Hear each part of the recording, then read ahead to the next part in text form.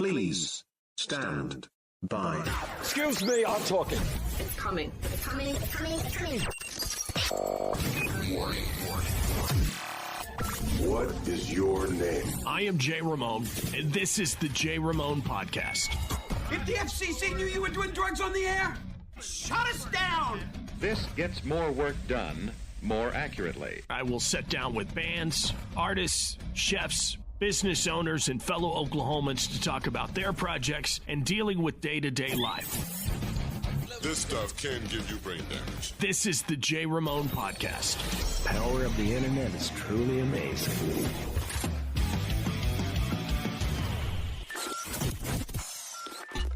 Yeah. This is the Jay Ramone Podcast. I am Jay Ramone, and I am joined by very special guest Adam Richmond from the Surviving Rocklahoma podcast. And I met Adam several years ago at Rocklahoma and started following his podcast. And he has graciously invited me to be a guest on his podcast before.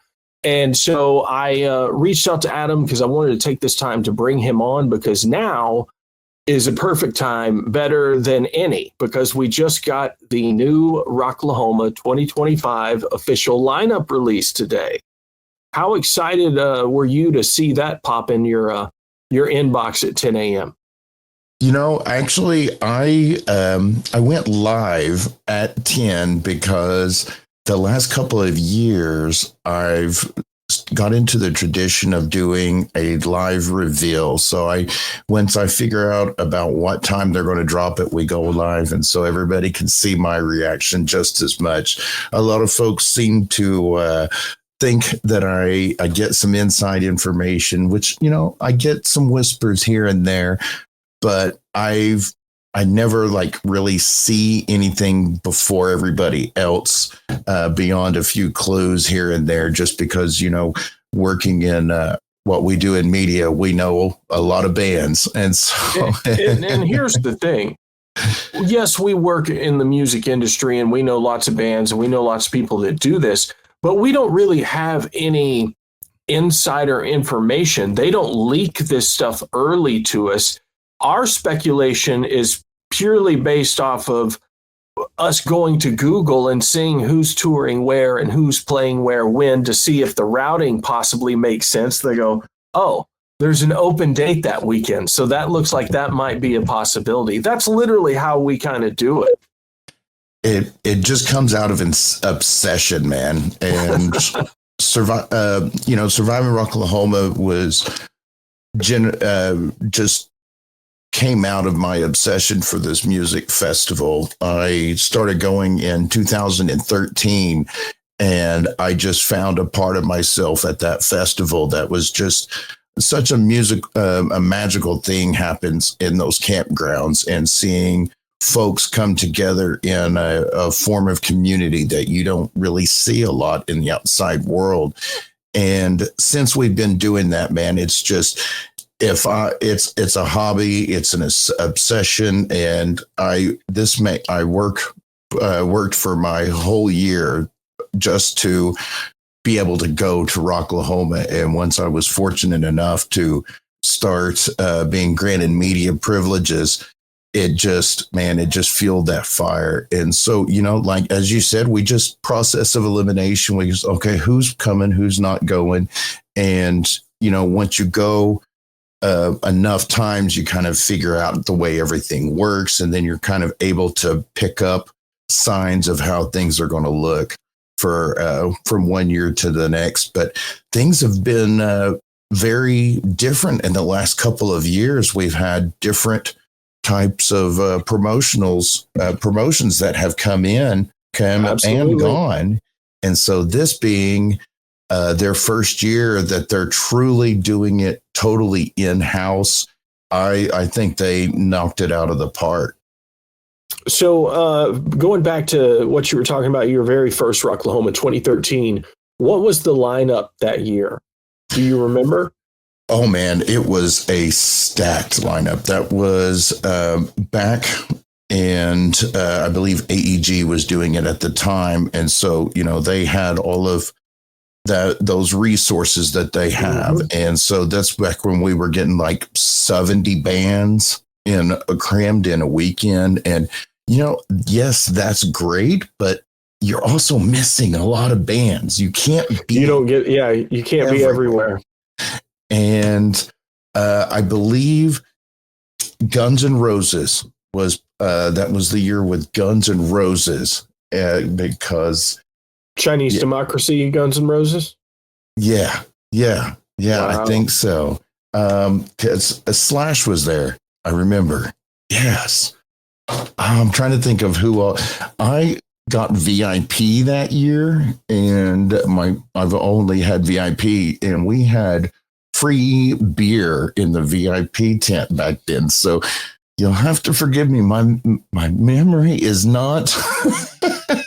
People are still angry about that. Years. People are still mad about free beer not being at VIP. Let me tell you, it saved so much money, but man, I can only imagine how much it cost, or to pull that off. I don't know anything about liquor dispensaries, but man, I mean, they were semi-truck fulls of beer every year. Well, legally, I don't think they can give it away for free anymore. I think that's why it had to change. Is the beer and alcohol laws in the state of Oklahoma changed. So somebody still has to pay the full tax price per drink on those beers. Yeah. It wasn't the festival's fault.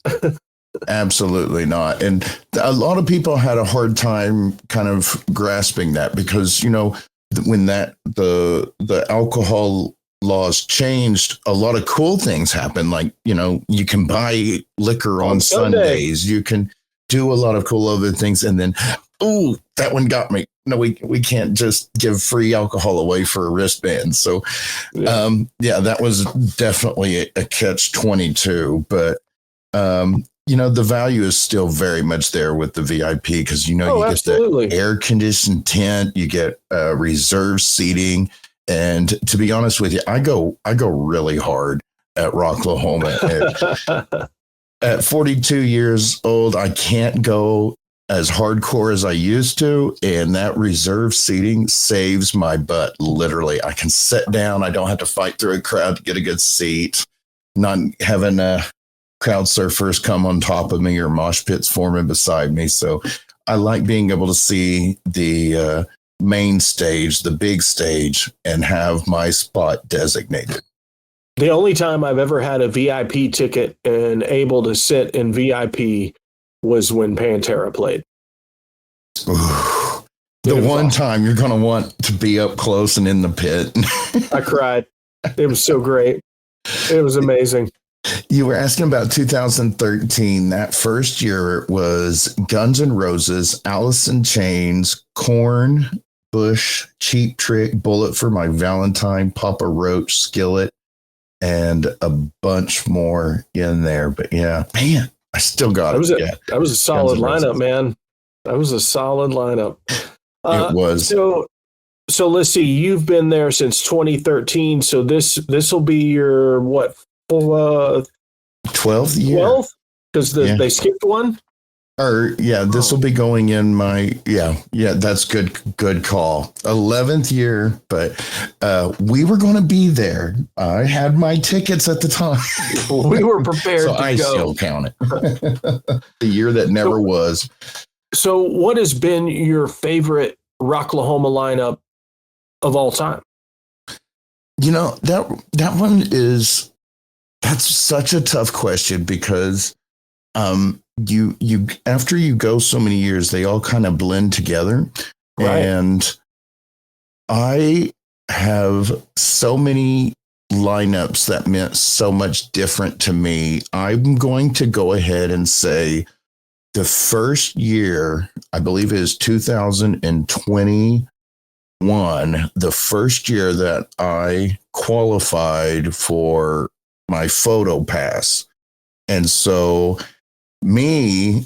I've always been operated under the motto, I'm faking it until I make it, and I see professionals like you on Radio Row, and I see all of the other media guys, and I see what they're doing. I'm like, all right, this is how we conduct ourselves. This is how we do business, you know. And so they let me there, so I belonged there. And that was my first year having photo, and I got to photograph Slipknot. And I hadn't seen Slipknot since my first concert, which was Edgefest 1997, when Slipknot was, I mean, they were fresh. And I think that was one of their first, you know, tours. And so for it to come full circle, and I'm sitting there, oh my gosh, what am I doing here? And Corey Taylor's standing right over there on top of me, and he's debuted his new Mask. I made it. That was that feeling. Said, man, I made it. First time I saw Slipknot was at the Tulsa Theater. It was called the Brady then. Mm-hmm. But it was Slipknot, Coal Chamber, Seven Dust, wow. Dope, Orange 9mm, and Machine Head, all on the same show. Oh my gosh. And I'm was surprised awesome. I'm the only one here deaf. Yeah, it was awesome. And that was when I was in college. That was, you know, I was straight up went to the Starship Records and Tapes and bought my ticket before the show and the whole night. At 11th and Delaware. I miss those commercials, man. Still legendary. So what's the, before we get into this lineup, what's the craziest thing that you've ever seen at Rocklahoma? I'm trying to think of what I can say. What I can't. There's statute of limitations have not run out, so no incriminating names. Right. We have a motto at Rocklahoma. If what happens at Rocklahoma stays at Rocklahoma. Now, that being said, the individual never really denied it happening. There used to be this campsite that had a party cage that was telescopic. And I mean, this thing became a contraption like a go-go cage. I mean, dance pole way up in the air. And there was an individual wearing nothing but a Pringles can. And that's pretty much legendary. And this guy owned it. So that's got to be one of the craziest things I've ever seen. I had somehow not even heard of this. I had no idea this even existed. So this is all new to me. But there are some pretty crazy things that go down in the campgrounds. It's depending on which way you turn, you never know what you could see. I'm saying when somebody says, here, hold my beer, something epic is about to happen. And, it is definitely going to be epic. So let's get into the lineup real fast. This came out at 10 a.m. this morning, and It looks like Thursday in the DEB concert stage, Dee Snider, Trickster, Sebastian James, Rocket Science, and Crimson Love. And then that is a pretty epic Friday. If I do say so myself, Dee Snider, you know, one of the most legendary Twisted Sister performances ever happened at Rocklahoma years and years ago. So it's cool to see him coming back. I'm glad you brought that up because that was the last time I've seen Dee Snider. And to say that man left it on the stage is an understatement. I mean, at the time, I think he was 60 something and ripped, just like shredded, like ready for a UFC cage. And man, he is just in it, man. And so much so that we'll just say one of the following bands was not happy about it. But you know what? Anytime you can piss off Aaron Lewis, I say you kind of. I'm all about it. All about it. I am all about it. But, you know,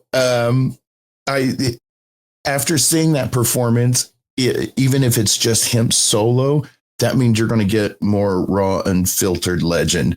And Doug from DEB Concerts has set a standard as far as having a mix of the legends that go way back, and also have a couple of national bands, and also having locals. And so there's a couple of locals in there, Crimson Love and Rocket Science, that are they're everywhere here in the local music scene. So having some locals opening it up, and then just kind of working our way to that, man, I can't wait. And the Thursday parties are always awesome because you always go hard your first night.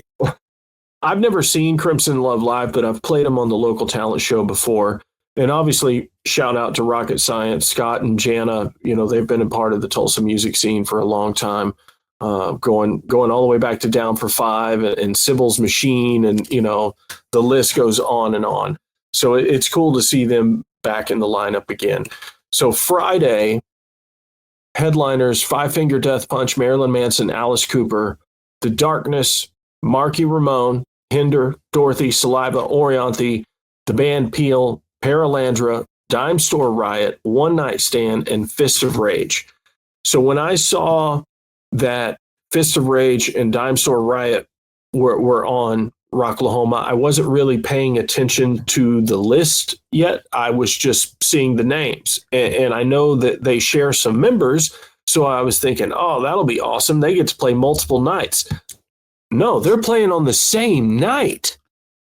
Back to back. Bro! Let me tell you, I am so privileged to know all of the members of Dime Store Riot. They've all come from multiple other bands, including, locals, The Grind. We had, I'm drawing a blank because they've all been with other bands, and that's come together in the last couple of years. Some folks will remember that they played last year at Rocklahoma, but they had such a good response from the audience, and they've been playing a lot of shows lately, and they always draw such a big crowd. So it is a no-brainer to see Dime Store Riot playing at Rocklahoma. I'm assuming that's on the DEB concert stage. Don't hold me on it. They haven't announced what bands are playing what stage, but being that they're a local, I'm assuming they're going to be on Doug's stage. Now, Paulette, who is the bassist in Dime Store, is also the bassist at Fist of Rage. So she is going to be playing back to back. So it'll go Dime Store, and then they'll have something at the Renegade stage, and then she'll be back at the same stage again with Fist of Rage. And she shared a photo about a month or two ago from her playing at one of her gigs, and her finger was literally just shredded, the skin hanging off. That's freaking metal. And she's going to be doing that back to back. I mean, they are awesome. And Brax is very, very hands-on in the local music scene, working sound and production for a lot of these other bands too. So to see Brax up on a stage with Fist of Rage playing Rocklahoma, I am so proud of him. And with all that being said, also don't sleep on One Night Stand, because Thad Timothy, formerly, I think he was with Severmind, and Tom Green was one of the folks behind the Ideal Ballroom. They're going to be playing, and these guys have such a fun spirit about them. Mark my words, it's going to be the worst drummer on stage all weekend long. I had to give him some crap while he's not on here with us to talk back to us. I've known Tom a long time, so I have to get my jabs in when I can. That's always when I'm the funniest, whenever they can't come back at me. We spent many nights planning D-Fest in the early days, and that was a lot of sleepless nights. And then the event came, and I don't think we slept at all. I think we just powered through. I hear a lot of folks saying there's, a lot of dad rock bands. You know what? I'm a dad. I love rock. I am not complaining. And One Night Stand. If you follow them on Facebook, man, these guys are hilarious. There's also another local, not in Oklahoma, but I believe in Missouri. Paralandra is going to be back, and they are absolutely awesome as well. When I was in a band back in the day, Adam, I used to screen our band's merch in Tom's garage. Nice. He had a screen print set up in his garage, and so I would go get the screens made and bring blank shirts over and a case of beer, and we'd sit there and knock out shirts. That's epic, man. And see, this is what I love about being part of the music community, is just seeing where people end up. You know, they've got one project that's working really awesome for them, and then next thing you know, this next big thing happened, and you know, these folks, you never know when you're going to see them again, because there's just so much talent coming out of our area. Oh, for sure. So we'll move on to Saturday, because The Darkness and Marky Ramone, obviously when I saw Marky Ramone on the list, I'm 100% in on that. I just worked the Manson Five Finger Death Punch Slaughter to Prevail show that came to Choctaw Casino in Durant. I worked that as a runner, and so I saw a little bit of the production from that tour, and so it's going to be a good show. But The Darkness, I've never seen, and they don't really tour in the States much, and I've never seen Marky Ramone, and so I am crazy excited. And that's what's nuts about this lineup, Adam. I'm more excited about some of the support bands than I am really the headliners, because I've seen so many of these bands over the years go from like Shinedown. I've opened for Shinedown. I've watched Shinedown play at the Cain's Ballroom numerous times, the Diamond Ballroom. So I've seen these bands go from playing these smaller venues to being legitimate, arena headliners. And so you're talking 15 or 16 plus times for some of these bands, just because they've always come through.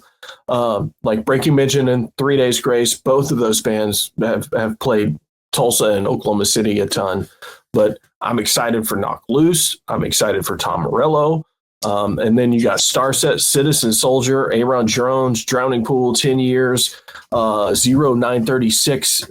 I'm trying to see who else is on there. Eternal Frequency. Now, the sleeper that most people may not know about the Saturday lineup, and you may not know, Waves in April. That is Dirks, the son of Cody Canada from Cross Canadian Ragweed. And Waves in April actually goes out on tour as the opening act for Cody Canada and The Departed. They're not a Red Dirt band. They are very much a metal band. But Cody keeps it a family affair and takes his son's band out on the road, and they put a metal band opening for Red Dirt acts. And they've played the big Red Dirt and Texas Fest that's in the Keys in Florida and stuff like that. So you got this random, Mile Zero Fest. So it's cool to see Waves in April playing on Rocklahoma and not a Red Dirt festival, because I feel like if people see them, they'll actually dig them, because they've got that kind of new metal sound. I did not know that. That is absolutely awesome. See, I'm so interested. And that's one of the things I've always loved about Rocklahoma. Now, it doesn't matter what you put out. There's always going to have some folks that, I wanted more of a grunge lineup. There's always going to be complainers. Always. I hear you. You're spending a lot of money. But my thinking is, you're going out there and you're investing and you're being exposed to a wide range of the genre and genre breaking. I mean, in years past, they've usually included a couple of rappers in, but they've also had like BC and the Big Rig, and had like everything from Southern rock to rap rock to heavy. And I have discovered so many bands that you don't hear on the radio, that you don't hear anywhere else, but to just be there. You know what? I'm going to sit here and relax. I'm going to watch this band. Man, these guys are really good. Next thing you know, you're like jamming out and you're looking them up on Spotify. That's what it's all about, man. Eternal Frequency is some dear friends. They played a couple of years ago in Mel. I believe they're up in PA, and they're driving 20 hours to be here to Rocklahoma. So they are absolutely awesome. And Dorothy has an amazing life story. We did an interview with her a while back, and she shared some of her struggles and the things that she had been through. So she's an amazing person, and she's come through a lot, and a lot of it has come out in her music. And at the end of the interview, I had mentioned, my hearing loss issues. And when we concluded the interview, she had asked if she can say a prayer for me and pray with me. And, that's not something that happens a lot whenever you're meeting and you're having interviews and you're, keeping things formal and, task based. And I that's always stuck with me. I love to see people that have that kind of a heart. And so for Shinedown to be headlining, they are, you cannot, I don't think people can name to me somebody that has more of a charitable and optimistic and just has such a strong message in their music than Shinedown.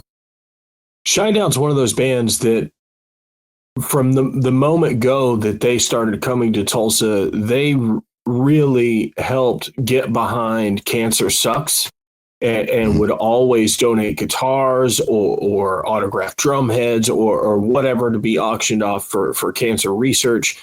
And that's a charity that's very near and dear to my heart. And so I automatically like that band just because of the character that they've shown in the past.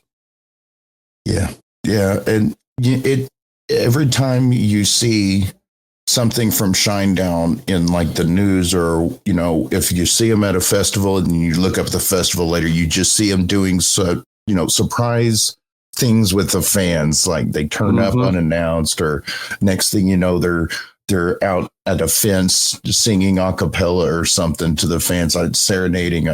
They're just always doing something. And I really like people that have that type of mentality to stay centered towards the fans. Well, it was just a couple of years ago that Brent and Zach played the Venue Shrine. Yeah. With Zach and Meyer's project, to say that they're willing to never forget their roots, it's pretty obvious. Yeah. And when the band's not touring, those guys go out. So they're kind of like Corey Taylor. They live on the road, man. Right.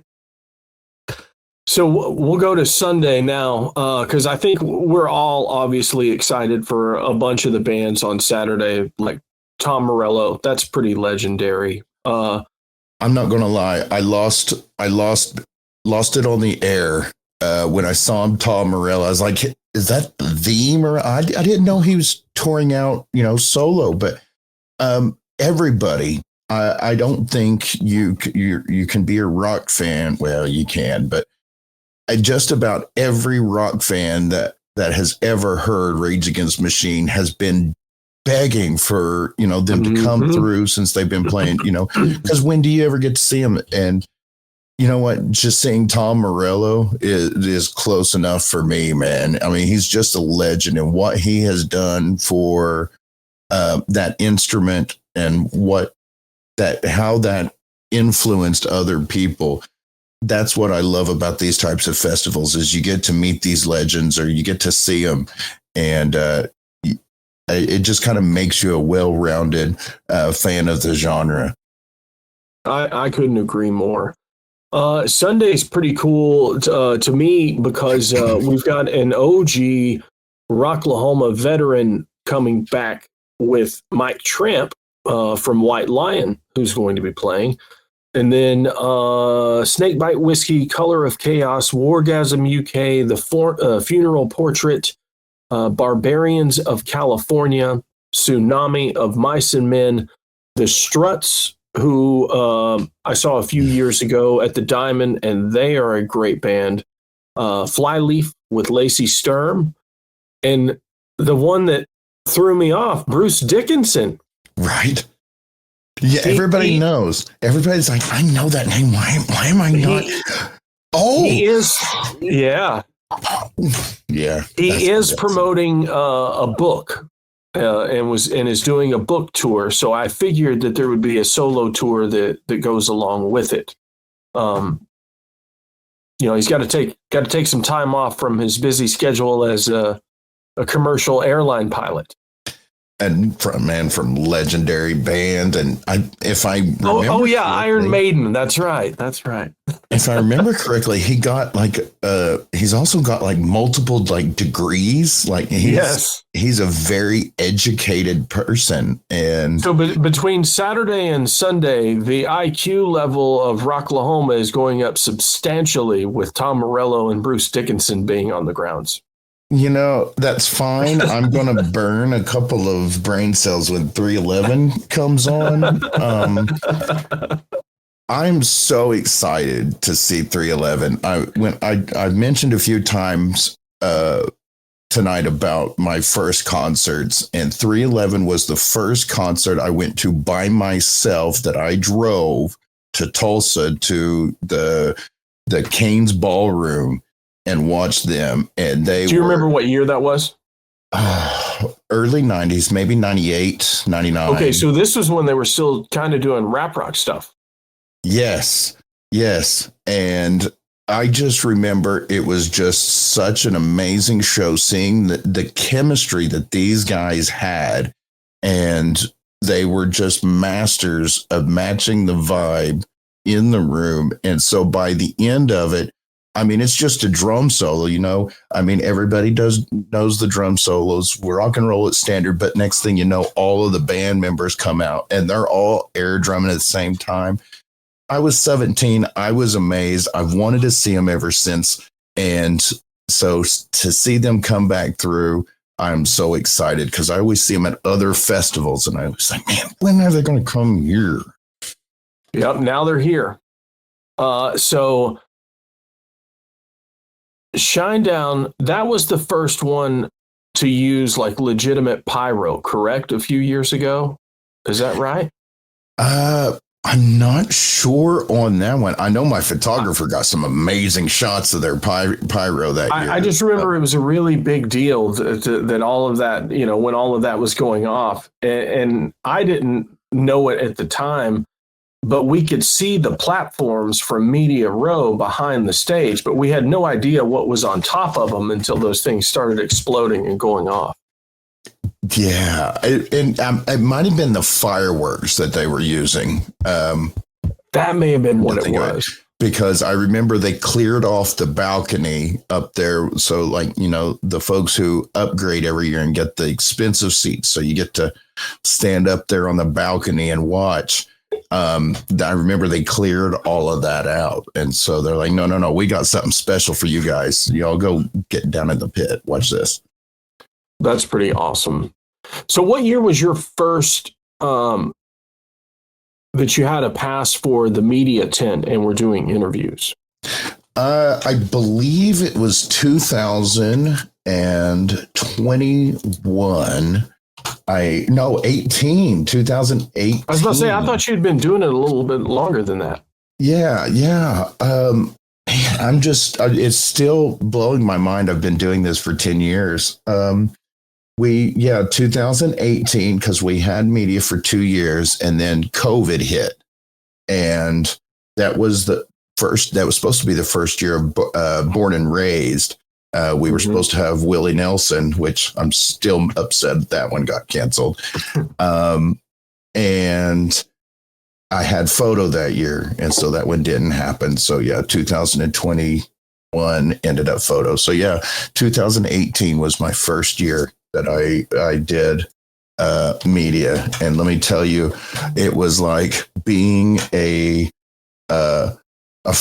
your first year, freshman year of high school. You go in there and you just, man, what am I doing here? I'm so over my head. But What was the first interview that you did? Oh, that, funny story. So the great thing about being an amateur is you don't know all of the bands. So it's easy to not, fanboy or fangirl. And then you find out later, I'm like, man, I'm glad I didn't recognize them at the time. So I was getting geared up. I had, some interviews with the mid-card bands, if you will. And so I was excited about those because I knew several of them. And I'm on my way to Rocklahoma. And of course, storms are rolling in. Rocklanados are coming.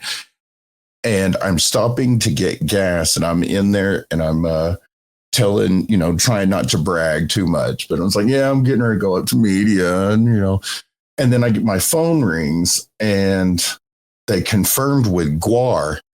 And on my first interview, and my first thoughts of Guar was watching the Jerry Springer show with them coming out and the makeup and like sacrificing him and throwing him into these big old things. I'm like, this is my first interview.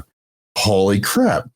And so I get there and I get all set up, and that 6 foot tall looking guy with foam barbarians. Oh my gosh. And once you're able to look at somebody with this ridiculous makeup and they are, it's like talking to a professional wrestler. Cause once they're in character, that's who they are. And so it was really fun to play kayfabe as you will with those guys. And so once you hit that extreme, man, you can talk to anybody. So that particular Rocklahoma, Levi Dickerson, who used to be the drummer in Anti-Mortem, and Zane from Locust Grove were both hired to work on the crew for Guar that day. Because Levi's been a touring tech for a long time. He was Powerman 5000's tour manager and has just kind of been a working part of it. So sometimes when there's fly dates or something like that, they'll call people along the way to see if there's somebody who can fill in or whatever. So we're there, and I get a call from Zane. He says, yo, dude, I need a favor. I'm like, okay, what's going on? He was like, do you by chance have a small mixer that we can use to run in-ear monitors for Guar?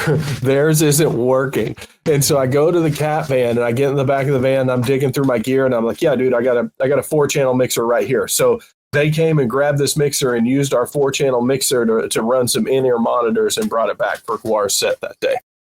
That's all. You gotta love what we do because our equipment boxes, whatever you want to call them, we all call them different things with terms of endearment. It's kind of like the kitchen junk drawer, and you open it up and all those things you never use. But when you get out there in the field and you've got a little bit of everything, and you never know who's going to need something. And when you're Johnny, it's like, hey, I got that adapter, man. And then, right. Yeah.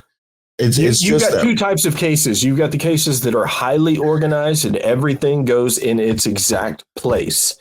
Then you've got the other case that is, you don't know what's in it. It's everything. Every connector and cable possible that you might need in an emergency situation. Yeah. I tell you, one of my favorite investments that I've ever made in all of my gear. And over the years, I went from cheap Amazon stuff that just worked. And eventually, through hard work, I've got like professional stuff that the big boys use. And one of my favorite investments was my little cheap Walmart stackable toolbox. Because, man, it's got compartments for everything. It's light. And, man, it just breaks down. I'm up in 15 minutes, man. It's awesome. Like I have so many Pelican cases now. It's ridiculous. You just keep getting more and more gear. Well, before we get out of here, what is your favorite venue to watch live music in Oklahoma, obviously besides the Rocklahoma Festival grounds? You know, I've been fortunate to see a lot of venues and work a lot of venues. The Shrine is very, very near dear to my heart. Donnie and the crew. Shout out Donnie Rich. Yes, they do. They always have some great shows. They are very supportive and work with the bands to make sure the bands, it's worth their while, and he can still run a business. Absolutely love what they do there. It's a bar and grill, a bar type environment. The Vanguard is also super awesome because they got that balcony. It's great open floor plan. If you want something like, underground and you want some underground metal, man, head out to Badass Renee's. They've got a nice bar. They got a side stage there. There's a lot of great heavy metal and stuff. One of my favorites, I've got to say, was when I went recently. I've never seen a show there, but we were invited to host a show this past month, and it was the Bowman's Twins in Tulsa. It's a brand new venue, and man, there's just so much potential. There's tons of parking.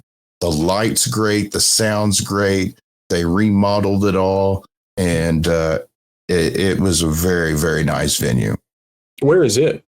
It's there in Tulsa, and man, it's right there at the intersection of all 44 and 51 and 412. They're just right north of it, and I believe it was a building that was something else. Like I said, I only been there for one show, but just it has so much potential, and I really, really would like to do more with that venue, but. As far as tried and true venues, nothing against Brady or Canes, but I just love these intimate venues where where the bands support each other. The bands are out watching each other. They're intermingling with the fans. And I just get such a spirit of community from the Shrine. I've been to the Shrine many times, and Donnie Rich is definitely somebody who has supported Oklahoma musicians and the Oklahoma music scene for many, many years. And he's keeping the Outsiders house. If you love the movie, The Outsiders, legendary movie that we all watched and read in high school, he is very much part of that museum too. So he's a very busy man. Yes, he is. Well, Adam, tell everybody when and where Surviving Rocklahoma airs, because you do a live show each week, and then you post interviews as well. Yes, sir. We've been doing this for 10 years, and proud to cover the Rocklahoma community. When we're not talking Rocklahoma, we are supporting the local music scene. We go live every Monday night, when schedule permitting, at 9 p.m., where we will also feature local bands. So, the bands submit the music, give me the permission to play it. We'll feature it there. And if the folks like what they hear, we'll feature you again and get you on there where we can meet the folks with their interviews and such. And we've, just like yourself, we've been covering, a lot of these bands for a while, and we got some locals. So we are going to be doing some rewinds from past Rocklahoma interviews while we give everyone a sample of what to expect this coming year. And we're also going to be featuring some guest spots from some of the organizers and the folks that keep the parties going in the campgrounds. There's always just so much stuff going on that we had to make a map for it and a directory for all the parties. There's scavenger hunts. There's converted buses, which is a nightclub of things that only happen at Rocklahoma. And there's just way too much stuff to list, so we put it all together so folks can find their survival guide, and they can pick their speed and find the party that they've always wanted to find. Well, and I know your podcast is called Surviving Rocklahoma, but every time I watch one of your live episodes, it's much more than just Rocklahoma. You really do support the local music scene and all of these bands and show them a lot of love. And so it doesn't go unnoticed. I appreciate that, man. You know, I'll be honest. We considered rebranding because, you know, we are Sharon and Dave have been very gracious and letting me keep that name in my podcast. But, you know, we take care of them because they're very shy people and they're roadies through and through. So they like that I love to engage the audience, the fans and the community. And I've always been a shy guy, and you know, a nerd just looking for a microphone. And the community has just taken me up like Rudy and just let me be, you know, do this thing. I feel like Wayne Campbell of Wayne's World when he got a corporate deal, you know. So I just, for me, I feel like I owe it to a lot of the people. They've supported me so much. So I've got to, you know, I'm so happy to use my show as a platform for folks to, you know, perform their art. And art is very subjective. And anytime you hear a song, there's going to be people who love it and people who don't love it. But the people who love it, it could potentially change their life. It could save 100%. A life because they're putting things into words that some of us can't. And that it's very therapeutic for us. Our good friends at Rockavet believe that music is medicine. And we hear stories from veterans and families of veterans that music pulled them out of a very dark place. And, you know, all of us can connect with that. And that's what music does to people.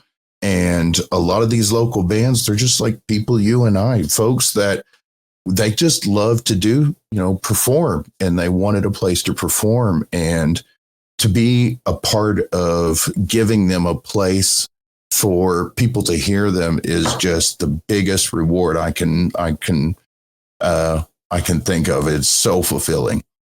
Absolutely. Well, Adam, thank you very much for taking the time to jump on here with me. And as always, I look forward to seeing you at Rocklahoma again. Absolutely, man. It's always a pleasure. I'm glad we could link up. We're going to have to do some more work together this year. I'm so excited about it. And I've got a feeling that we're going to see some really cool things coming from the festival. And as it evolves, as they are soul control now. So they're calling their own shots, folks. So there's going to be a lot of things that the fans have been wanting to see that will start coming around. So I'm very excited about it. Thanks again for having me on your show, bud. We're Surviving Rocklahoma. That's his podcast every Monday, 9 p.m. It's on YouTube. It's on Facebook. It's on all the platforms. And obviously, I'll put the links in the description here as well. Adam, great to see you, man. Take care. You too, buddy. Rock on. Have a good one.